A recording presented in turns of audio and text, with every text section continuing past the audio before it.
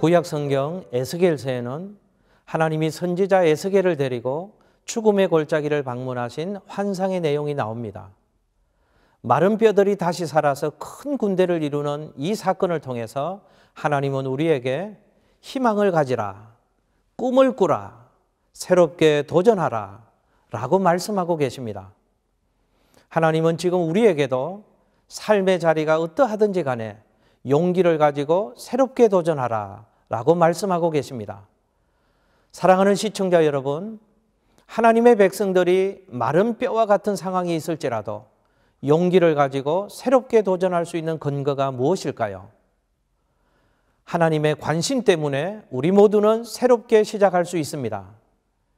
에스겔서에 보면 하나님은 이미 오래되어서 말라 비틀어진 마른 뼈에 관심을 가지십니다. 마른 뼈는 죽음의 상황을 말합니다.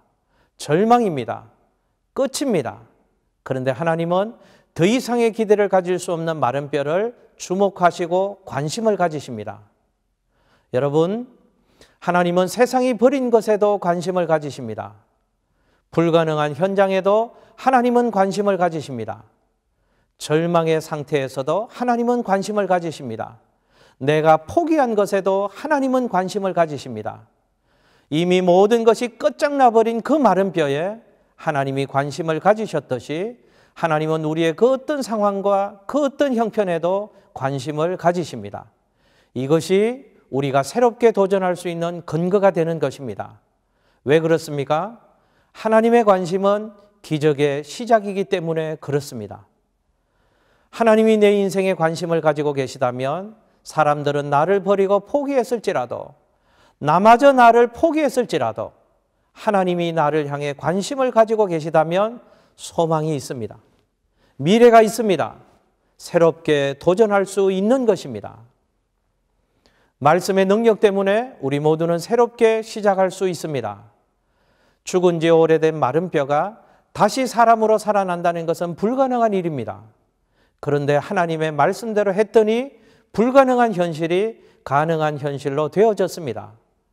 모든 것이 끝난 듯한 상황에 하나님의 말씀이 들어와 개입하면 초자연적인 기적이 일어날 수 있습니다.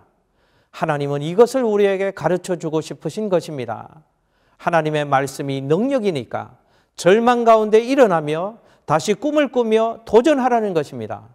소망을 가지라는 것입니다.